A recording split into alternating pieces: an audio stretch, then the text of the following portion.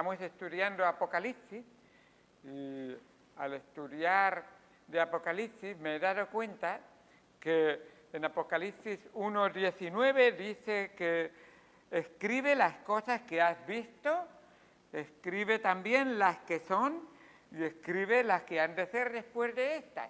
Y esas cosas que han de ser después de estas, muy brevemente, pero quisiera hablar con vosotros en esta tarde.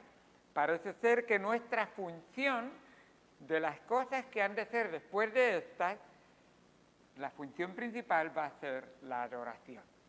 Así que las cosas que has visto tienen que ver con el capítulo 1 y tiene que ver con la descripción de los atributos de Jesucristo, las cosas que son las cartas que están enviando escribiendo Juan y a través de los ángeles, enviándolas a las iglesias. Y a partir del capítulo 4 y 5, desaparece la iglesia en la tierra y tenemos a la iglesia en el cielo. Y durante todas las plagas y tribulaciones que aparecen en Apocalipsis, vemos que desde el capítulo 4, 5 hasta el 19 no aparece la iglesia para nada. Y ahí están los 7 sellos que solamente pudo abrir el Cordero, el león de la tribu de Judá, que se van abriendo y cada uno de los sellos es un juicio. Los 7 sellos tienen que ver, así se hacía, un manuscrito que no podía ver nadie más que aquel que lo recibía, llevaba 7 sellos en el Imperio Romano. Y era para que nadie pudiera decir, nadie lo ha abierto. 7 sellos era imposible que no se descubriera que estaba ese rollo. Y no había nadie que podía abrirlo, nada más que el Cordero, dijo uno de los 24 ancianos que se acercó a Juan a decirle, no llores, que hay uno que sí que puede, el león de la tribu de Judá. Y desde ese capítulo hasta el final, antes de que de cielo nuevo y tierra nueva, no aparece la iglesia está en el cielo, el juicio está cayendo en la tierra, 7 sellos, con el 7º sello se abren 7 trompetas y con la 7ª trompeta, que cada una es un juicio sobre la tierra, se abren 7 copas de la ira de Dios, que cae, así es, 6, con la 7ª 7, con la 7ª trompeta, 7 copas, y ahí está el juicio de Dios. Mientras tanto, la iglesia está en el cielo celebrando las bodas del Cordero con el Señor Jesucristo. Y luego ya al final, en los últimos capítulos, del capítulo 19, 20 y 21, mejor dicho, tenemos ahí que sí que aparece la iglesia, pero con el nombre de la esposa. La esposa. Solamente en el último capítulo, en el capítulo 22, versículo 16, dice, yo Jesús he enviado mi ángel para daros testimonio de estas cosas en las iglesias. Yo soy la raíz del linaje de David, la estrella resplandeciente de la mañana. Esta carta, esta revelación de Jesucristo es para las iglesias, pero aún en la revelación vemos que ese juicio que Dios va a mandar durante los 7 años de tribulación en la tierra, la iglesia está en el cielo. ¿Qué vamos a hacer en el cielo? ¿Qué es la función de la iglesia en el cielo? Hay oraciones en el cielo, hay adoración en el cielo, así que me gustaría ver un poquito de la oración y la adoración que aparece en la palabra de Dios. Vemos que en la palabra de Dios se nos muestra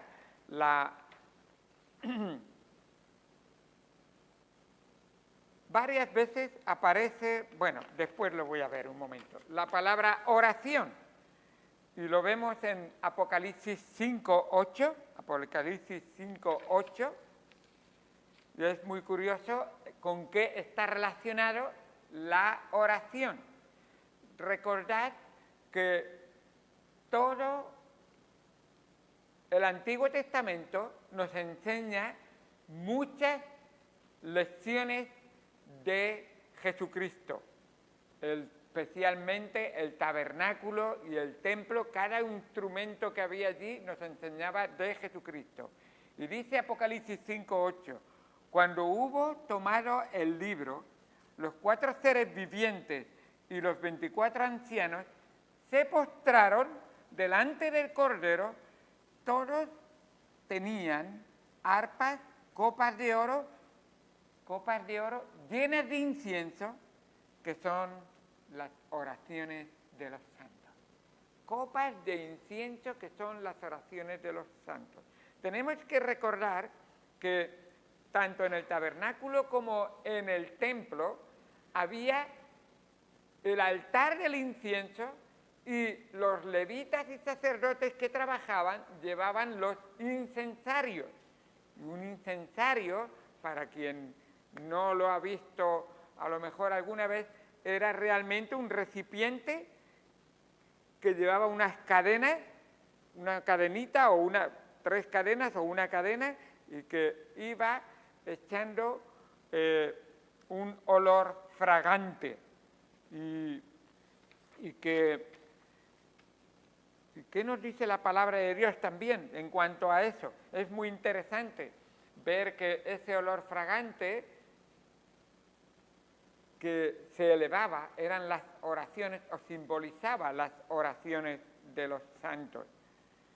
En Apocalipsis 8:3 nos dice también, Apocalipsis 8:3 nos dice, otro ángel vino entonces y se paró ante el altar con un incensario de oro y se le dio mucho incienso para añadirlo a las oraciones de todos los santos sobre el altar de oro que estaba delante del trono.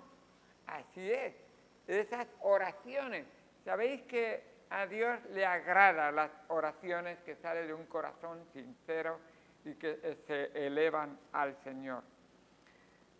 El incienso estaba hecho, era preparado de resinas aromáticas vegetales a las que se le añadían aceites esenciales, de forma que al arder desprenda un humo de olor fragante, algo que era agradable al olfato realmente. El Señor, a través del apóstol Pablo, quiso enseñar a los corintios que deberían de vivir vidas que fueran olor fragante a Dios.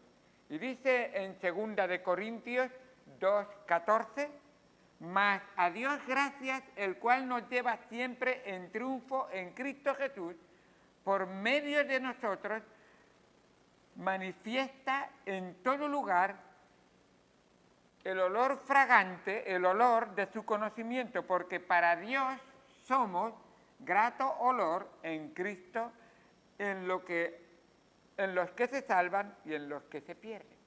Dios quiere que nuestras vidas sean de olor fragante para Dios.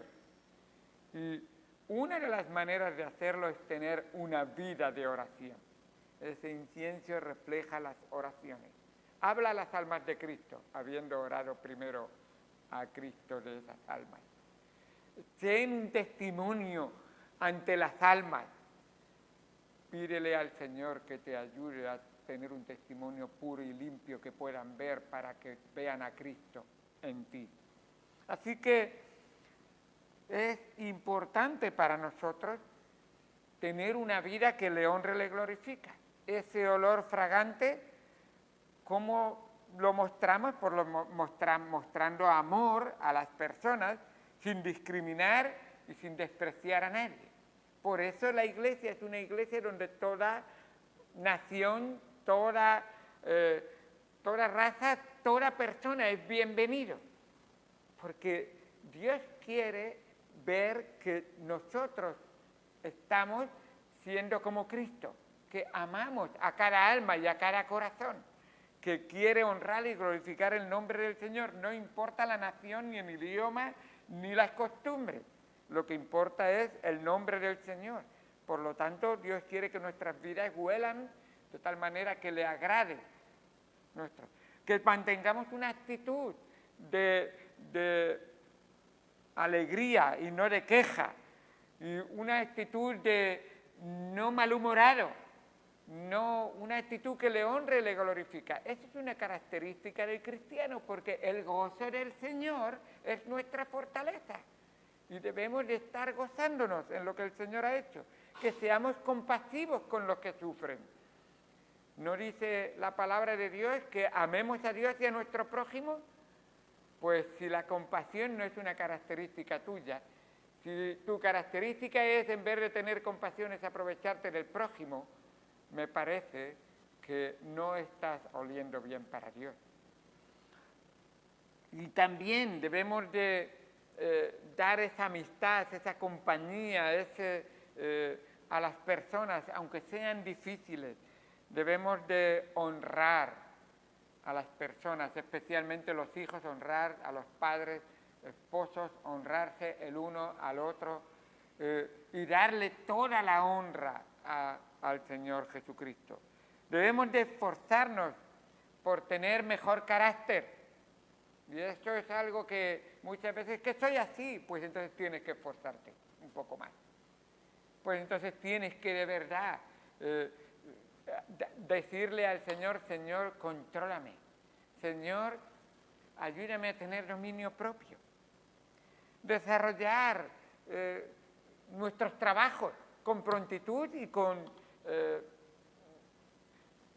haciéndolo lo mejor posible, donde estemos.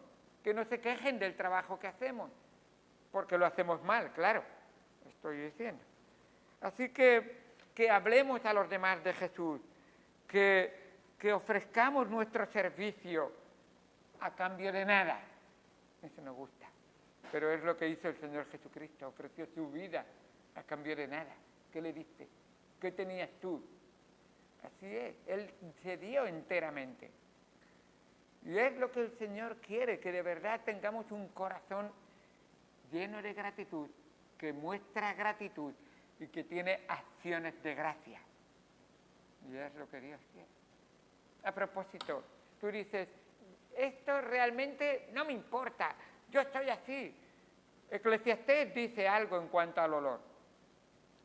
Dice en Eclesiastés 10:1, las moscas muertas hacen heder y dar mal olor al perfume del perfumista.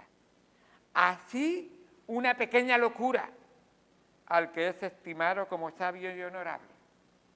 Yo soy un hijo de Dios que ama al Señor, pero tu característica es enfadarte por nada, tu característica es aprovecharte de tu prójimo, tu característica es no amar a Dios sobre todas las cosas y mostrar a tu prójimo ese amor, no ser fiel y constante. Las oraciones que Dios quiere que salgan de un corazón agradecido, que le honra y le glorifica. Así tendremos verdaderamente, Él ha abierto la puerta, pero recuerda que no puedes entrar de cualquier manera a la presencia de Dios. Dice en Hebreos 4:16 que Él nos ha abierto la puerta y dice, acerquémonos pues confiadamente al trono de la gracia para alcanzar misericordia y hallar gracia para el oportuno socorro. Sí, ven lo primero pidiéndole, Señor, ten misericordia de mí. Soy un pecador que necesita tu misericordia. Señor, ten misericordia de mí, lávame con tu sangre preciosa. Señor, socorro, alcanzar socorro. Líbrame de este pecado que hay en mi vida. Es ira, es queja, es chismorreo, es que no puedo mostrar una palabra, no puedo mostrar interés por mi prójimo, estoy esperando que los demás muestren interés en mí, soy egoísta. Señor, ayúdame a poder verte a ti, poder obrar en tu nombre como tú obraste por los demás. Qué bueno es a la hora de orar, como a Dios le agrada esas oraciones de olor fragante que llegan. ¿Tienes incienso que agrada al Señor? Espero que no sea tu incienso como fue el incienso de unos hombres en el Antiguo Testamento que trajeron incienso extraño ante la presencia de Dios. Era un incienso de queja, era un incienso de protesta, era un incienso de rebeldía, era un incienso de clamarse a ellos mismos como superiores a los demás y ponerse a sí mismos como líderes. Nadab y Abiú, nos dice la palabra de Dios, que junto con Coré trajeron su incienso y dijeron: apartaros vosotros.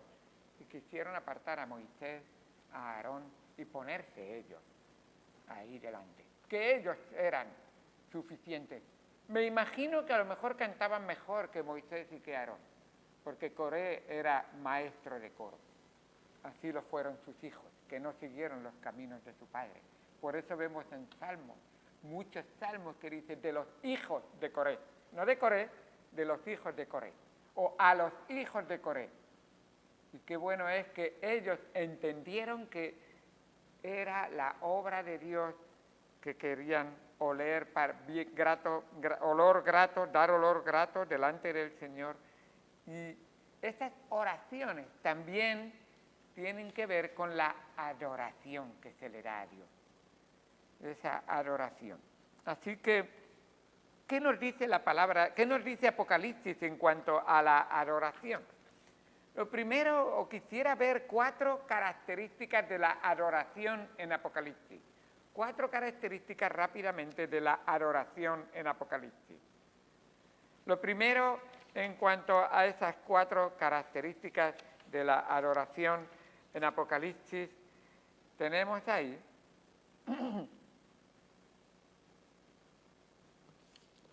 la manera de adorar. Y es muy curioso. La primera característica que vemos en Apocalipsis. Y esto estoy tratando de ver, todo esto es desde el capítulo 4 hasta el 19, la iglesia está en el cielo y se está adorando a Dios. Y eso va a ser nuestra función. Y vamos a ver 4 características, pero quiero deciros algo antes. La iglesia en la tierra es el sitio ahora mismo más parecido, o debería ser el más parecido, a lo que tendremos en el cielo. Si no se hace esto en la iglesia, no estamos entendiendo la adoración verdadera, porque en el cielo sí que se va a hacer una adoración verdadera, genuina y pura y perfecta. La manera de adorar en Apocalipsis, pues es curioso, pero son muchas las veces que aparece 22 veces en esos capítulos, y siempre vemos una palabra que aparece ahí. La palabra que aparece ahí es proskuneo, y proskuneo es postrarse, reverenciar y arrodillarse. Postrarse, reverenciar y arrodillarse. He dicho 22 y me he equivocado, 24 veces aparece esa palabra. Y es verdad que hay unas cuantas que aparecen en cuanto a aquellos que adoran a Satanás y no adoran a Jesucristo. Es la misma palabra, pero habrá gente que adorará de esa manera a Satanás o al anticristo o al falso profeta. El falso profeta es el representante religioso principal, el anticristo el representante político principal y por supuesto luego la bestia o Satanás. Y lo vemos ahí. Pero 11 veces se utiliza directamente adorar al Señor. Y cada vez que seres angelicales o redimidos adoran al verdadero Dios, se inclinan y se postran ante el Señor. ¡Qué bueno! Vamos a ver algunos. Apocalipsis 4, versículo número 11. Voy a leer el 10, 4, 10. Dice así. Y los 24 ancianos se postran delante del que está sentado en el trono y adoran al que vive por los siglos de los siglos y echan sus coronas delante del trono diciendo: Señor, digno eres de recibir la gloria y la honra y el poder, porque tú creaste todas las cosas y por tu voluntad existen y fueron creadas. Qué bueno ver ahí como estos 24 ancianos que representan a los cristianos de toda la historia de la humanidad están adorando postrados. En el capítulo 5, versículo 8, lo tenemos también. Dice el versículo número 8, y cuando hubo tomado el libro, los 4 seres vivientes y los 24 ancianos se postraron delante del Cordero.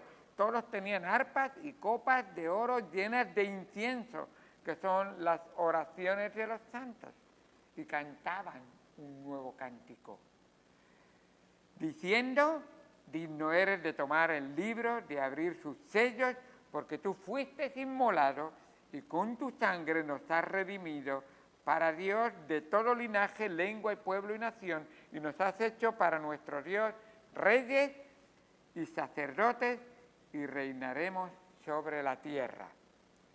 En el capítulo 7, versículo 11, también lo tenemos. Y todos los ángeles que estaban en pie alrededor del trono, y de los ancianos, y los 4 seres vivientes, se postraron sobre sus tronos, sobre sus rostros delante del trono, y adoraron a Dios. Y qué bueno es ver en el capítulo 11 otra vez, versículo 16, y los 24 ancianos que estaban sentados delante de Dios en su trono se postraron sobre sus rostros y adoraron a Dios. Y el capítulo 19, versículo 4 dice otra vez, y los 24 ancianos y los 4 seres vivientes se postraron en tierra y adoraron a Dios que estaba sentado en el trono, y decían: amén, aleluya. Una y otra vez se postran. Yo creo que debiéramos de tener, no en el sentido físico necesariamente, que creo que debería ser físico también, pero esa inclinación, esa reverencia, ese respeto, esa honra que damos al Señor, y ver cómo todos le adoran inclinándose. Vemos que también la palabra de Dios nos dice que hay una gran multitud en el 7:11 que le adoran alrededor del trono. También tenemos no solamente la manera de adorar, que a propósito, la palabra de postrarse viene de una raíz que tiene que ver con besar la mano. Ya mencioné eso hace una semana, creo, besar la mano, o lo que hacía el amo con su perro. Le extendía la mano y el perro lamía su mano. Así es el Señor Dios Todopoderoso. Merece que nosotros le demos toda honra, toda gloria, todo reconocimiento, toda exaltación. Él es el Señor, nosotros somos los siervos. Ahora, ¿qué es lo que dice? No solamente una de las características de la adoración era la manera de adorar, ahora lo que se dice en cuanto a la oración. El enfoque no está a la hora de ver lo que dicen, que he leído precisamente ahí unos versículos hablando de lo que dicen, pero vamos a ver unos más. No está en la persona que lo recibe, sino en aquel que nos lo da, cuando nos dirigimos a él. Dice en Apocalipsis 5, versículo 9, Apocalipsis 5, 9, dice así: y cantaban un cántico, un nuevo cántico diciendo, esta palabra diciendo aparece muchas veces, y todo lo que dicen, recuerda, no es hablar en lenguas, lo que creen algunos, no es balbucear, no es, y dijeron cosas que no entendíamos los humanos, no. Siempre dice, diciendo, digno eres de tomar el libro, de abrir sus sellos, porque tú fuiste inmolado y con tu sangre nos has redimido para Dios de todo linaje, lengua, pueblo y nación, y nos has hecho para nuestro Dios reyes y sacerdotes y reinaremos sobre la tierra. Lo que está diciendo es importante. Y qué bueno, en el capítulo 19, en el versículo números 7 y 8, tiene también, viene otra vez, hay muchas más veces, pero he cogido 2 solos, porque si no nos extendemos mucho. 19:7 dice así: gocémonos y alegrémonos y démosle gloria, porque han llegado las bodas del Cordero. Eso es lo que está diciendo. Y su esposa se ha preparado y a ella le ha concedido que se vista de lino fino, limpio y resplandeciente. En el versículo 6 es donde dice que decía: aleluya, porque el Señor nuestro Dios Todopoderoso reina, gocémonos, alegrémonos. Y eso es todo lo que está diciendo. Vemos ahí todo lo que está diciendo. Y que se vista de lino fino y resplandeciente.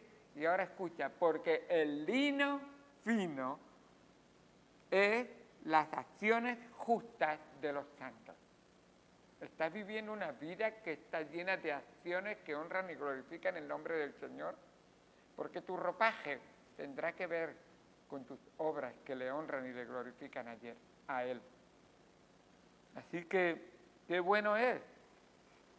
En todo esto vemos que todo lo que dicen es magnificar los atributos del Señor Jesucristo. Vemos ahí que ese elogio se encamina a magnificar los atributos de Dios. Habla de su santidad, habla de su omnipotencia, habla de su eternidad, de su soberanía, de su sabiduría, de su justicia, de su poder y de su dignidad. Una y otra vez habla sobre lo que está diciendo, reconociendo que Él es a quien debemos de dar esas acciones de gracia, reconociendo que Él es el creador, como nos dice en el 14:7, y también por la redención, como nos dice en el 7:10, por sus obras maravillosas, también porque nos alenta a nosotros a participar en las alabanzas que debemos darle. No solamente vemos la característica en cuanto a la adoración, la manera de orar, lo que se dice al orar, sino también cómo se dirige la alabanza a la adoración. ¿Cómo es la adoración? ¿La adoración a Dios es un tirarse en el suelo? ¿La adoración a Dios es un pegar gritos y asustar al que está al lado de ti? ¿La adoración a Dios es cada uno hace lo que bien le da en gana? Cuidado, porque a veces me parece que esa adoración no tiene decencia ni orden, como la palabra de Dios dice que llamó la atención a los de Corintios, el apóstol Pablo. Así que Apocalipsis nos enseña que en la adoración celestial existe un claro orden. Los 24 ancianos que estaban sentados alrededor del trono se postraban y adoraban siempre, y luego de los 24 ancianos, los 4 seres vivientes hablan y se nos dice lo que dicen: santo, santo, santo. No escucho a Juan que está escuchando y decir: y los 24 ancianos, y los 4 seres vivientes, y toda la multitud, y cada uno gritaba y no entendía lo que decía realmente ninguno. No, había un orden. Los 24 ancianos adoraban y Juan te dice lo que estaban haciendo y lo entiende. Los 4 seres vivientes adoraban a Dios y Juan te dice lo que él estaba haciendo. Seguramente mientras estaban los 24 ancianos, los 4 seres vivientes estaban en silencio, escuchando atentamente la adoración. Y cuando toda la multitud se junta a una, están diciendo una misma cosa. No, cada uno dice una cosa diferente. Así que vemos realmente cómo la adoración se hace en orden. En el capítulo 7, el número de participantes se hace mucho mayor. En el capítulo 7 de Apocalipsis, mucho mayor. Pues se involucra una adoración de una multitud, millones de millones, gentiles de toda nación, de toda tribu, de toda lengua, quienes cuando adoran lo hacen, como os he dicho, al unísono. Están seguramente cantando una canción que todos saben y todos cantan al unísono, no cantan cada uno una canción lo que le da la gana a cada uno. Y así es, o quizás una expresión todos juntos. Así que una y otra vez vemos realmente en el 7, versículo 9, como os he dicho, se ve ahí realmente: después de esto miré y aquí una gran multitud, la cual nadie podía contar, y todas las naciones, tribus y pueblos y lenguas que estaban delante del trono en la presencia del Cordero, vestidos de ropas blancas y con palmas en las manos, clamaban a gran voz diciendo: la salvación pertenece a nuestro Dios que está sentado en el trono y al Cordero. ¿Te das cuenta cuando no solamente lo hacen al unísono, sino que lo que están diciendo es importante también? Y están dándole honra y gloria y reconociendo a aquel a quien dirigen la adoración. La adoración no es Señor yo, Señor tú. Señor, mírame a mí. No, Señor, yo te miro a ti, realmente. Reconocer a aquel que debe de recibir toda la honra y toda la gloria. Qué bueno es ver la obra que Dios hace. Pero no solamente vemos cómo se dirige la adoración, también, bueno, ya he estado nombrando ese orden que debe de haber. Así que esas 4 características en cuanto a la adoración son importantes. La manera de adorar, lo que se dice al adorar, cómo se dirige la adoración y también el orden en la adoración. Y qué importante es lo que vemos.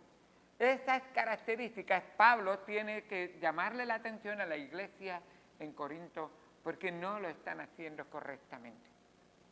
Llega incluso a decirle: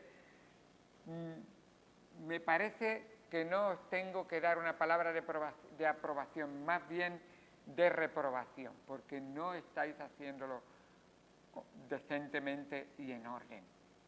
Y les llama la atención en cuanto a la cena del Señor, que es también una forma de adorar a Dios, de reconocer la obra de Dios, de darle a Él toda la honra y toda la gloria por lo que Él ha hecho por nosotros.